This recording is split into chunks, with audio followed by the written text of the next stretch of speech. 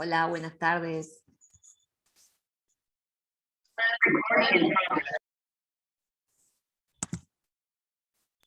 Buenas. Hola.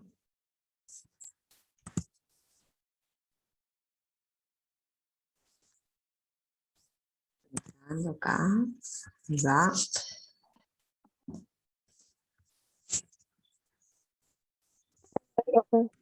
Hola, ¿cómo están? Bien. ¿Bien? Me alegro que estén bien.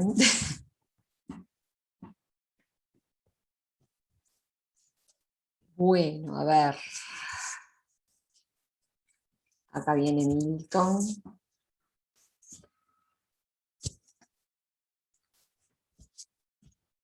Ahora con Stenvalors aprovecho a decirles un poquito cómo va a funcionar mañana, antes de continuar. Pero vamos a esperar que entren todos, así me escuchan todos.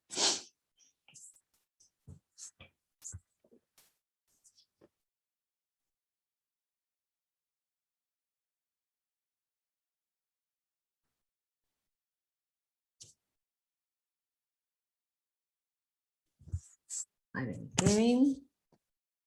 Muy bien.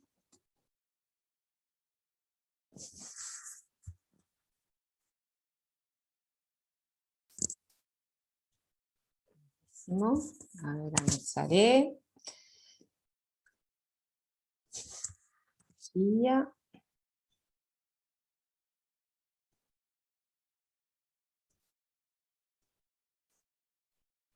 C. Silva, ¿quién es?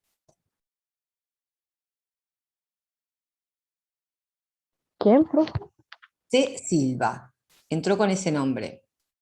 No lo sé. Voy a preguntar en el grupo. Pero está acá. A ver. No sé, dice. A ver, la persona C. Silva, que conteste quién es. Yo, profe Caroline, perdón. Ah, está, perfecto. Lo que pasa es que no te reconocía con ese nombre. Bien. Bueno, chicos, ¿se acuerdan lo que estábamos hablando en la última clase?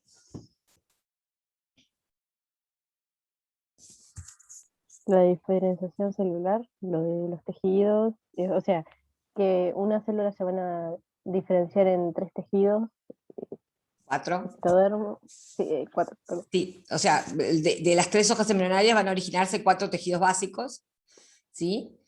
¿Y qué vimos nosotros de esos tejidos la clase pasada?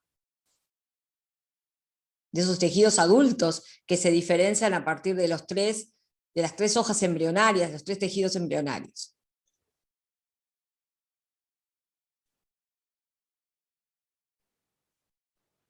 De que, por ejemplo, en los epiteliales van a estar asociados con un tejido conjuntivo. Muy bien. Es decir, ellos siempre están juntos. ¿Por qué motivo? Para que el tejido conjuntivo le dé, ¿cómo es esto? Vitaminas. Los O proteínas. nutrientes, o Sí, ahí sea, van los vitaminas entre nutrientes. tantos, ¿no? Claro, Los, al tejido epitelial. ¿Y por qué el tejido epitelial no los consigue solos? Necesita de ese Porque conjuntivo.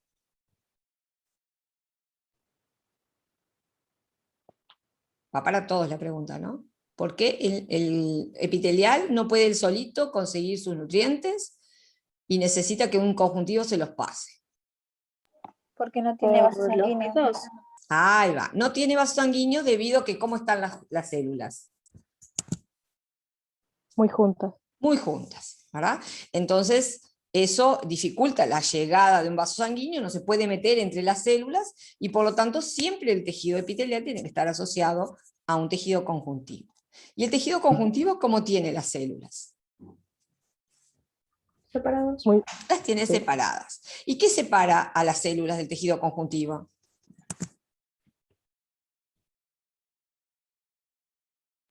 ¿Líquido?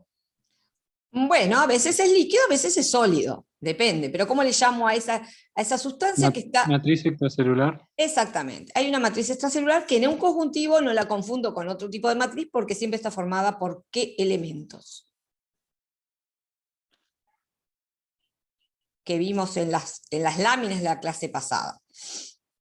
Fibra y sustancia fundamental. Exacto, sobre todo las fibras son las que me permiten reconocer, ¿verdad? Que ese tejido es un conjuntivo y no, por ejemplo, un nervioso. ¿Sí?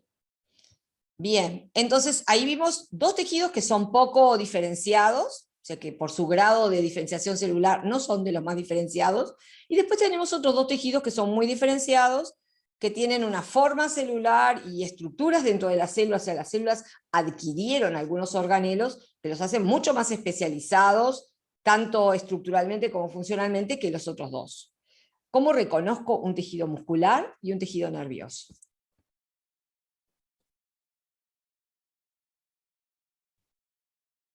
Porque en el tejido nervioso están todas juntas. Al revés. En el tejido nervioso, ¿cómo están las células? Separadas. Están separadas. Perdón, ¿Ah? en el muscular. En el muscular sí están juntas. Bien. ¿Y qué característica tienen todas las células del tejido muscular? ¿Cómo son esas células? Fibrosas y alargadas. Exacto. Son bien alargadas, aparecen fibras. Si inclusive nosotros pudiéramos hacer, lamentablemente este año tampoco me parece que lo vamos a poder hacer, un preparado fresco del tejido muscular, y vamos a ver que íbamos a tener que hervir carne y sacar como si fueran unos pelitos. Y esos pelitos que uno saca son una cantidad de células con esa forma de pelito. ¿Ah? Cuando las ponemos bajo el microscopio, ese pelito, nos vamos a dar cuenta que son células, todas larguitas, ¿verdad? Muy características del tejido muscular. Esa forma fibrosa le da el nombre a la célula. ¿Cómo se le llama a la célula muscular? Uno de los tantos nombres que tiene. ¿Mesodermo? No, a la célula muscular. No, perdón. Ese es el origen, está bien, Noelia. El origen del muscular es del mesodermo. Pero ¿cómo le llamamos a la célula muscular? Fibras musculares. Fibras musculares, por esa formita que tiene, ¿verdad? Bueno, igual nosotros no nos vamos a quedar con esto, vamos a empezar a ver tejido por tejido, y en algún momento vamos a ver los musculares, los 3 tipos de musculares que hay, y vamos a volver a profundizar, pero hay que acordarse de estas características básicas. Si estoy viendo un epitelio, las células están ¿cómo? Miren mis manos. Juntas. Juntas, ¿verdad? Están juntas. Eso es una cosa así gorda, tendrían que tenerlo como enmarcado en rojo. Tejido epitelial tiene las células juntas. Entonces, ¿hay mucha sustancia intercelular entre ellas? No. No. ¿Pueden entrar vasos sanguíneos entre ellos? No. No, Tampoco. entonces son tejidos avasculares. Y que siempre entonces necesitan debajo o alrededor un conjuntivo que le aporte los nutrientes que a ella no le llegan, que a esas células no le llegan, por estar tan juntas. ¿Están de acuerdo? ¿Sí? Otra característica de esas células juntas, ¿verdad? Porque en las musculares también están juntas, pero no tienen una característica como tienen las epiteliales. ¿Hacia dónde miran las células epiteliales? Tiene eso de que están polarizadas. Exacto, siempre tienen una superficie que mira hacia una parte libre, en la que no tienen otra célula, ¿verdad? Puede ser en el exterior del cuerpo, puede ser en el interior del cuerpo, puede ser en el interior de un tubo, ¿verdad? Pero siempre tienen una parte que da a un borde libre, ¿sí? Por eso decimos que son polarizadas, como dijo el compañero. Hay una cara que mira al borde libre, que se llama cara apical, y una cara que mira hacia el conjuntivo, que es la cara basal. Eso es así, siempre, ¿verdad? La polarización en estas células es la característica, yo creo, más sobresaliente de este tejido, ¿sí? El tejido conjuntivo, ya pienso, si el epitelial las tiene juntas, el conjuntivo ¿cómo las tiene? Separadas. Exacto, porque es el que le aporta los vasos, entonces para que entren vasos sanguíneos a esa sustancia extracelular, tiene que haber espacios, ¿sí? Bueno, justamente pasa eso, ¿verdad? Tiene las células separadas. ¿Y cómo lo reconozco con respecto al nervioso? Que también las tiene separadas. Que tienen fibras. Exacto. La presencia de las fibras es lo que marca. Que ¿cómo las vemos cuando vimos un preparado de conjuntivo?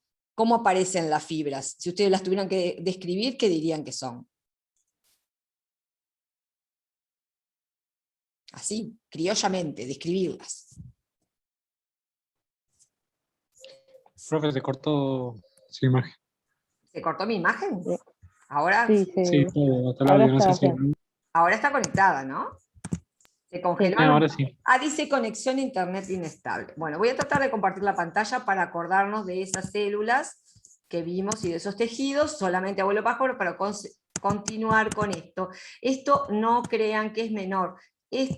Son de las clases más importantes de todas, porque justamente tienen la base de toda la observación microscópica, ¿verdad? Si yo logro entender esto, entonces entiendo el resto. Pero si esto que es sencillo no lo logro internalizar, después se me complica porque cada vez le agregamos más cosas.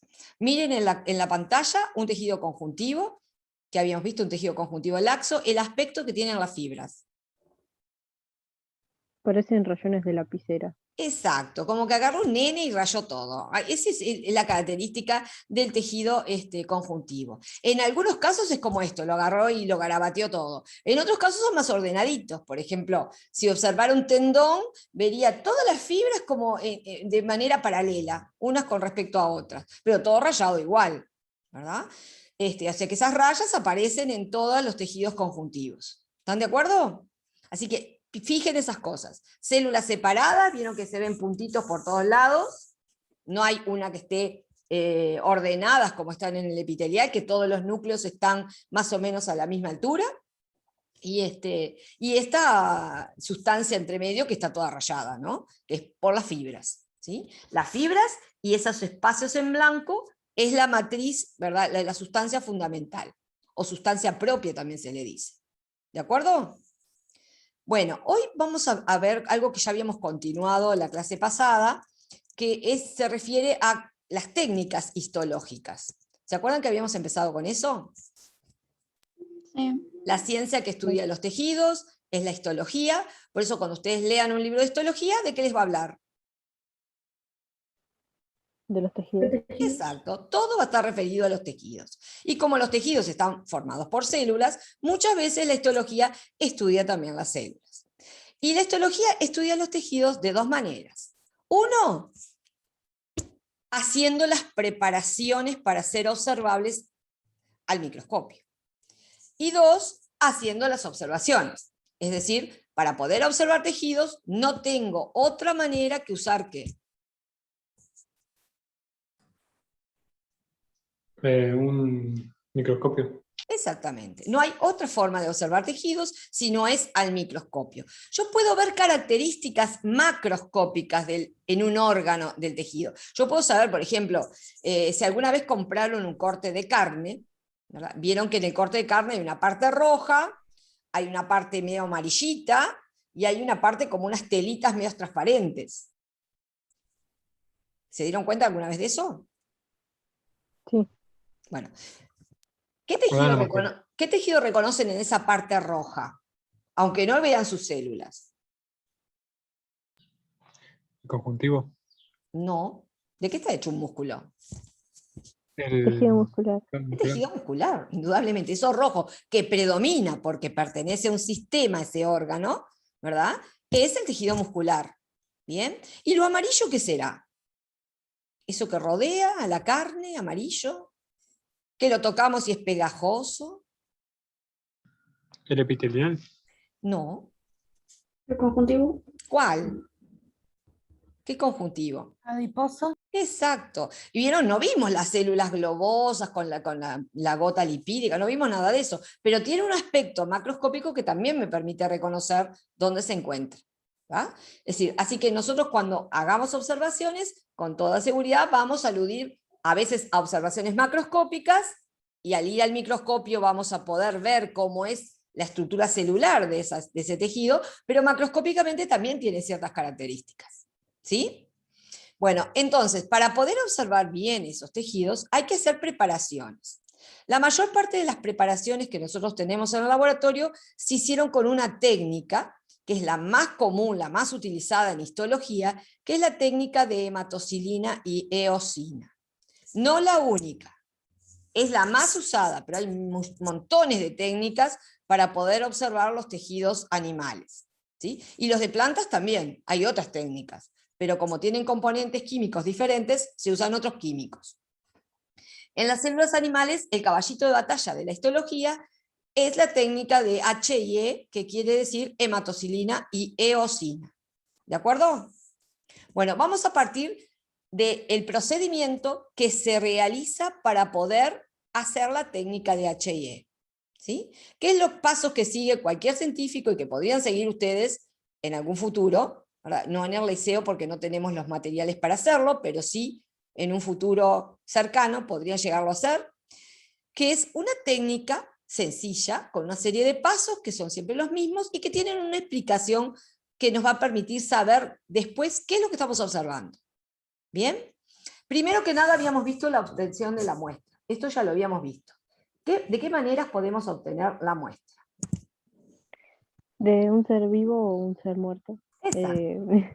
Exactamente. La podemos hacer in vivo, una técnica en algo vivo, o una técnica en un cuerpo muerto. Habíamos hablado de la biopsia en un ser vivo y de la autopsia en un ser muerto, ¿verdad? Cuando recientemente está muerto.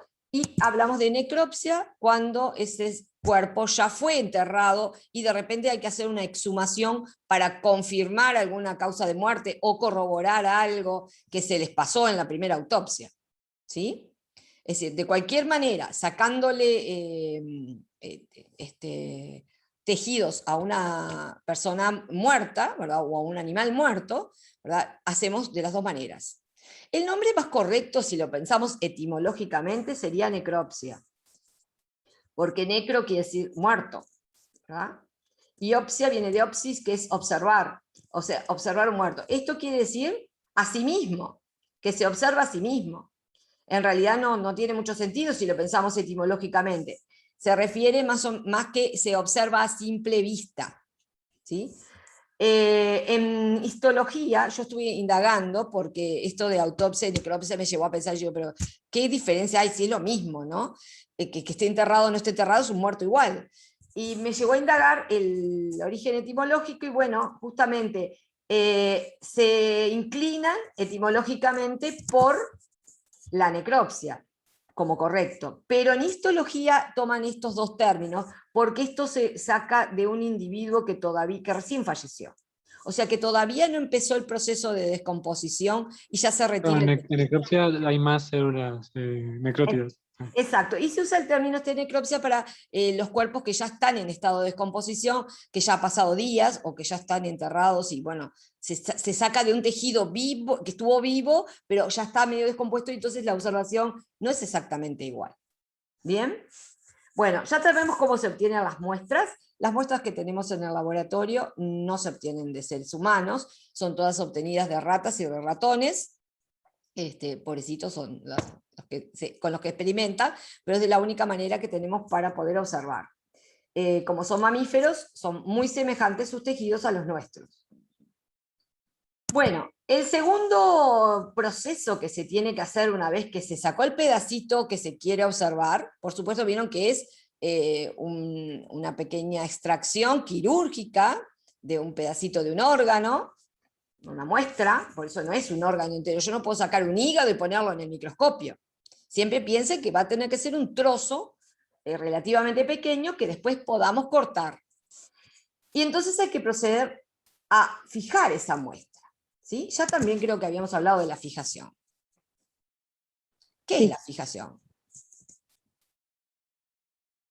Que se coloca en la muestra en un formaldehído para que detenga el metabolismo y la degradación.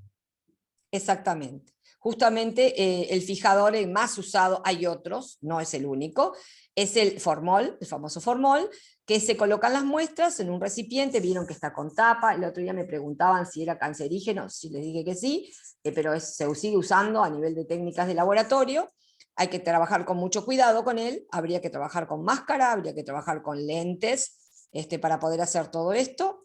La muestra cuando se saca del fijador queda dura, ¿no? Queda bastante rígida.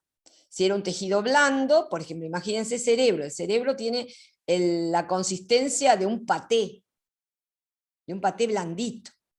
Entonces piensen que poder meter eso al microscopio hecho paté es muy difícil. Entonces colocándolo en formol logramos endurecer esa muestra, aparte de lo que dijo la compañera correctamente, que es evitar que siga ocurriendo metabolismo dentro de las células, ¿sí? Que es la función principal del metabolismo. Además, impedir que el tejido que saquemos se destruya. No se olviden que una vez cuando un tejido está fuera de su lugar o lo que sea, provoca procedimientos de autoeliminación, como son la autólisis, ¿verdad? Por medio de sus enzimas. Y lo otro que dijo muy bien la compañera es que evita que aparezcan microorganismos que puedan también destruir la muestra descomponiéndose, ¿no? O que sean patógenos y puedan dañar a quien está manipulando la muestra. También es otra cosa importante a tener en cuenta. No se olviden que generalmente cuando se hacen estos preparados, se hacen para investigar órganos enfermos. Nosotros tenemos preparados de órganos sanos para aprender cómo son sanos, para después saber si están enfermos. Pero cuando se hace normalmente en la clínica esto, se hace para investigar, yo qué sé, apareció un pólipo en el cuello del útero, bueno, se extrae ese pólipo, se analiza en el microscopio a ver si las células tienen aspecto canceroso o no, ¿verdad? Entonces, como se sabe cómo es la muestra del cuello del útero normal, viendo las células de ese pólipo, de ese pedacito que se extrajo, ¿verdad? Se puede comparar y saber si esas células son normales o no. ¿Sí? Lo mismo cuando se hace un Papá Nicolau y se hace un raspado de la pared del cuello del útero y se extraen células, lo que se hace es compararlas con células normales. ¿Sí? Eso es lo que le permite a quien está diagnosticando saber si esas células están en un proceso de degradación o un proceso de transformación maligna o están normales, en una descamación normal. Bueno, ¿qué es lo que hace el formaldehído? ¿Qué problemita trae a la técnica de HE el formaldehído? Cambia el tejido. Exacto, lo cambia. Entonces, ¿en qué lo cambia? Barre con las sustancias hidrófilas. Exacto. ¿Qué eran las sustancias hidrófilas? Los iones, los carbohidratos y las sales. Ahí va. ¿Y a qué se le dice hidrófilo? ¿Se acuerdan cuando vimos la membrana? Las cabezas hidrófilas de los fosfolípidos. ¿Qué significa hidrófilo? Que rechaza el agua. Al revés. Hidrófilo Que Acepta el agua. acepta el agua, es compatible con el agua. Quiere estar con ¿sí? el agua. Entonces, justamente el formol es compatible con las sustancias hidrófilas y entonces las disuelve y se las lleva. ¿Sí? La muestra quedó acá adentro y el formol se quedó con una cantidad de sustancias que tenía el tejido disueltas en él. ¿Sí? Entre ellas las que dijo muy bien la compañera, las sales, ¿verdad? También un poquito de agua se lleva, pero también se lleva los carbohidratos. Y esto no es menor y sería importante que lo resaltara, porque muchas veces vamos a ver células que parecen vacías y en realidad no es que estén vacías, es que la técnica de fijación barrió con sustancias químicas que había dentro que eran de origen glucídico, como los carbohidratos. Y yo les ponía el ejemplo de las células caliciformes, que vamos a ver ahora en el tejido epitelial, en los próximos prácticos, que aparecen como si fueran huecos en el tejido. Y no son huecos, lo que pasa es que están cargadas de aquellas sustancias, la mucina, que es aquella sustancia mucosa que se libera tanto en las vías respiratorias como en las vías digestivas, que sirve de lubricante y todas esas cosas. Bueno, como es un carbohidrato, es un mucopolisacárido, justamente el formol lo barre. Y esas células quedan huequitas. Sí, Manuel. Que Tania avisó en el chat que salió unos minutos y ya entra porque está trancado el Zoom. Perfecto, perfecto. Bien. Bueno, ¿alguna pregunta con respecto a esto?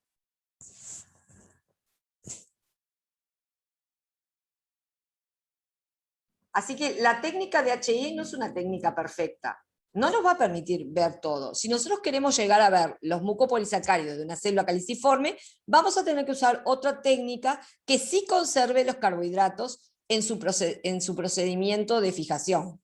¿Sí? El HIE no. Y por eso, como la mayoría están teñidas con HIE, nos encontramos con estos baches que es importante saber por qué ocurren. Bueno, el tercer paso. El tercer paso consiste en la deshidratación y el aclaramiento. Ya la palabra nos lo dice todo. Deshidratación. ¿Qué es? Que le van a quitar el agua que tiene adentro. O sea, Exacto. sí. Exactamente. La célula tiene que perder el agua. Entonces hay que deshidratarla, sacarle el agua. ¿Sí? ¿Y el aclaramiento qué le vamos a sacar?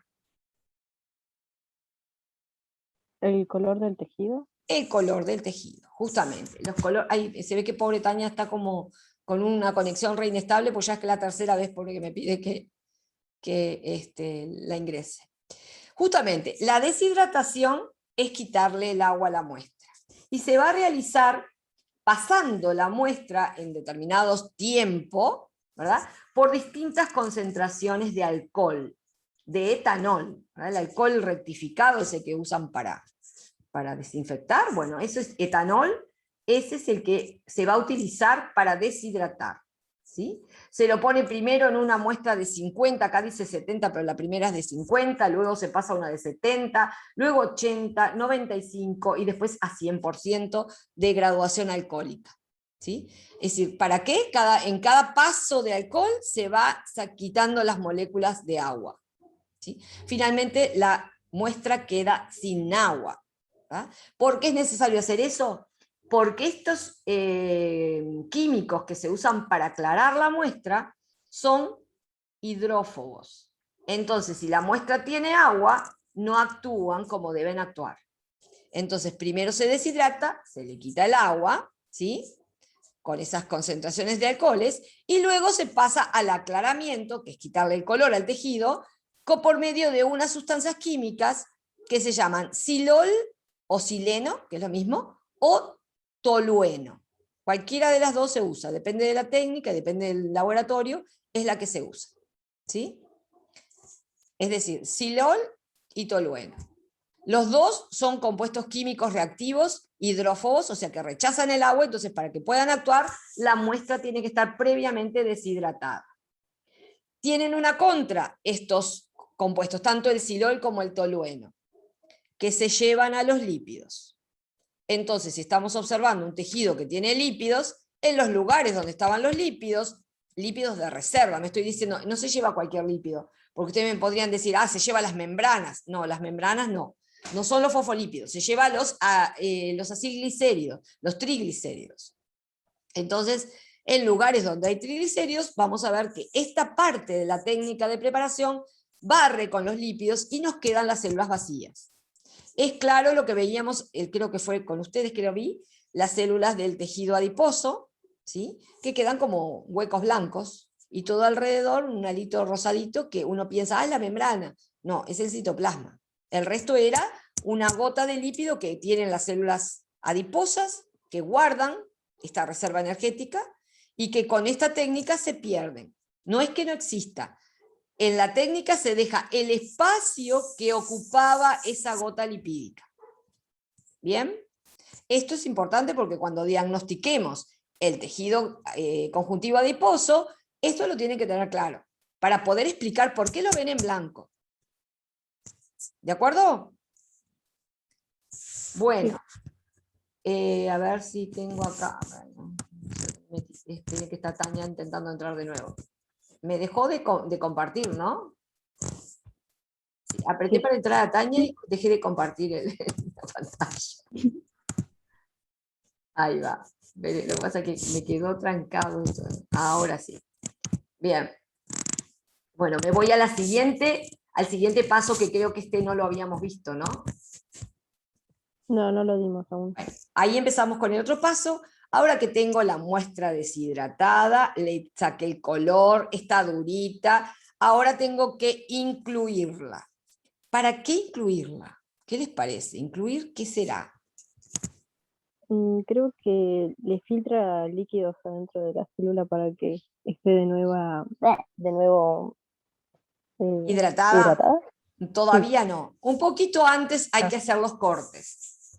Entonces, para hacer los cortes, como el aparato que hace los cortes hace cortes ultra finitos de micrómetros de espesor, la muestra no se puede estar moviendo ni puede tener una forma indefinida. Entonces se incluye la muestra, miren aquí la secuencia de dibujitos. Acá tengo la muestra, esto que está en verde, se la pone en un recipiente que generalmente es cúbico, y ahí se baña la muestra en parafina líquida. ¿Saben lo que es la parafina? No. ¿Vieron de lo que están hechas las velas? Sí. Esas velas blancas, no las velas medias amarillitas, que esas son de sebo, esas son de grasa vacuna. Hay unas blancas que se venden, que son las más baratas, están hechos de un compuesto químico que a temperatura ambiente es sólido, pero cuando lo calentamos, ¿vieron? Cuando prendemos el pabilo empieza a transformarse en líquido. Perdón, profe, me perdí. Y se trancó la imagen. Bueno, justamente, la muestra se coloca en un recipiente que generalmente es cúbico y se llena ese recipiente de parafina líquida. La parafina líquida se obtiene calentando la parafina sólida, que se usa para hacer velas, ¿sí? Y vertiéndola mientras está líquida, vertiéndola en el cubo, dejándola enfriar, y luego lo que vamos a obtener, lo sacamos del recipiente, y vamos a obtener un cubito de parafina con la muestra metida ahí adentro.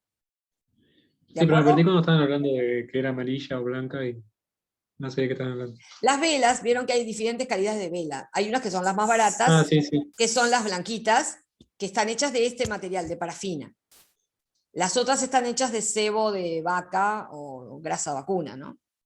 En este caso, las químicas, las que vendrían a ser velas sintéticas, ¿verdad? Serían las hechas con parafina, ¿sí? Se usa ese material entonces para incluir a la muestra dentro de la parafina. Y después que tenemos el cubito se talla, se lo corta con unos bisturí, ¿verdad? Y se le da la forma de una pirámide truncada. ¿Por qué tiene que tener esta forma? Porque es la forma en que el micrótomo, que es el aparato para cortar, le permite iniciar los cortes. Es la forma que tiene para poder colocarlo en el lugar donde va la muestra en el micrótomo, ¿sí? El bloque listo, ¿vieron? Tiene unos bordes cortados y el borde superior donde empieza la muestra también cortado al ras de donde está la muestra para empezar a hacer los cortes. Bueno, así que una vez que tenemos en el cubito de parafina incluida la muestra y todo el cubito tallado, este cubito tiene que ir a parar ¿a dónde? ¿Cuál será el siguiente paso? Tengo el cubito con la muestra adentro, ahora lo tengo que... ¿Así lo puedo meter en el microscopio? No. No. Lo tengo que cortar. Para cortarlo se usa un aparato llamado microtomo, ¿sí?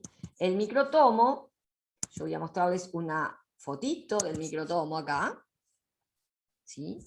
El microtomo es como una pequeña cortadora de fiambre, esa como hay en el supermercado, que va cortando el cubito de parafina como si fueran fetitas de parafina, y entre medio de esa parafina que va cortando va quedando pedacitos del tejido que tenemos la muestra, ultra delgados, incluidos en ese corte, ¿sí? Quedan como laminillas súper cortitas de ese preparado, ¿sí? Ahora sí, como la compañera nos había dicho, ¿verdad? Una vez que tenemos los cortes, ahora vieron que se trabaja con una agujita y con un pincelito, esto es de mucha delicadeza, requiere muchísima paciencia hacer esto. Yo la primera vez que hice rompí toda la cintita, me acuerdo que casi me matan cuando rompí todo, porque claro, nunca lo había hecho y no pensé nunca en la motricidad fina que había que tener para hacer esto. En realidad hay que levantarlo muy delicadamente porque esto es tan delgadito que la parafina se quiebra también y se rompe fácilmente, y se usa el pincelito para poderlo después apoyar sobre el portaobjeto y estirarlo muy suavemente para que no se rompa. Bueno, una vez que tenemos la muestra, ¿verdad? Cortada, tenemos esas cintas, ¿sí? Tenemos que pasar al siguiente paso. Acá no tengo unas cositas para mostrarles de los diferentes cortes que podemos hacer. Ustedes piensen, si la muestra es un tubo, ¿sí? Imagínense que están cortando, a ver, ¿qué puede ser? Un tejido que tiene muchos vasos sanguíneos. Y los vasos sanguíneos dentro del tejido tienen forma irregular, o sea que no están rectos colocados en la muestra, sino que están colocados de manera irregular. Entonces, el micrótomo nos va a dar una serie de cortes que nos van a permitir identificar qué es lo que estamos viendo. Esta diapositiva es muy sugestiva porque justamente nos marca del mismo órgano diferentes formas de verlo. ¿Sí? Y quiero que presten especial atención a esto. Si ustedes observan una estructura redondeada, hueca en el centro, indudablemente que ese órgano que están cortando tiene forma cilíndrica y es hueco. ¿Sí? ¿Queda claro? Así que cuando ustedes ven un corte al microscopio que vemos en 2D y ven un círculo, ¿sí? Que tiene un color porque va a estar teñido, en el medio es blanco, ese órgano indudablemente tiene forma cilíndrica, ¿sí? Se cortó. Y es hueco. A ver ahora. Ahora sí. ¿Ahora sí? Así que veo, si yo en el microscopio óptico y en un portaobjeto que estoy observando, veo un corte como este, un círculo con un hueco en el medio. Yo los veo, ya sé con eso que el órgano que estoy observando es un órgano hueco y además es cilíndrico. Pero ¿qué me pasa si yo me encuentro un corte como este? A ver.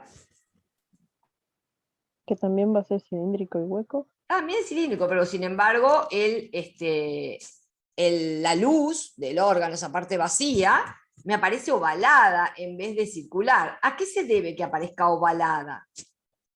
La forma en la que cortó. Exactamente, Claro. la forma en que la cuchilla del micrótomo agarró a ese tubo. Si lo agarró bien transversal, queda redondito y huequito. Si lo agarró oblicuamente, o sea que lo agarró de chanfle al tubo, va a quedar con una forma más ovalada, más estirada, porque el corte vieron dónde pasó. ¿Sí? ¿Queda claro? Pero siempre sigue siendo, como muy bien dijo la compañera, un órgano hueco y un órgano cilíndrico. Ahora, miren lo que pasa acá. Este corte. Estos cortes son los que nos complican la vida cuando estamos viendo, por ejemplo, testículo, que está lleno de tubos adentro, y nos aparece un tubo con esta forma. Y usted dice, hay estructuras que no son tubulares.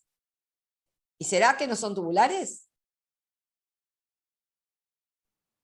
O sea, la forma del corte depende mucho. Exacto. Más bien. Exacto.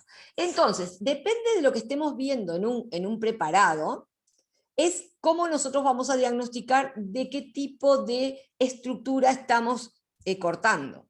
¿Sí? Nosotros en un corte de testículo nos vamos a encontrar algunos tubos seminíferos, como se llaman los tubos del testículo, que tienen esta forma, otros que tienen esta forma, y otros no le vamos a ver la luz. ¿Por qué va a hacer pasar eso? Porque los tubos del testículo están todos plegados unos adentro, dentro del testículo, como si fueran serpentinas, muy parecido a esto. Entonces, la cuchilla del micrótomo, en algunas partes del tubo va a pasar así, en otras va a pasar oblicua, y en otras va a pasar tangencial a la pared del tubo. Entonces no le va a llegar a la luz el corte, entonces nos va a aparecer unos óvalos, ¿sí? O unas estructuras ovaladas, que no tienen luz, pero tienen cantidad de células. Entonces, hay que interpretar muy bien lo que se está viendo, para poder después hacer un diagnóstico del órgano. Que eso es lo que más cuesta cuando aprendemos histología. Miren acá, este corte. Parecería que fueran dos órganos distintos, ¿no? Pero en realidad es el mismo tubo, lo que pasa es que el corte pasó por un lugar donde el tubo estaba plegado. ¿Ven? Entonces le cortó como si fueran dos círculos, como si fueran dos tubos, y es el mismo tubo. ¿Sí? Aquí pasó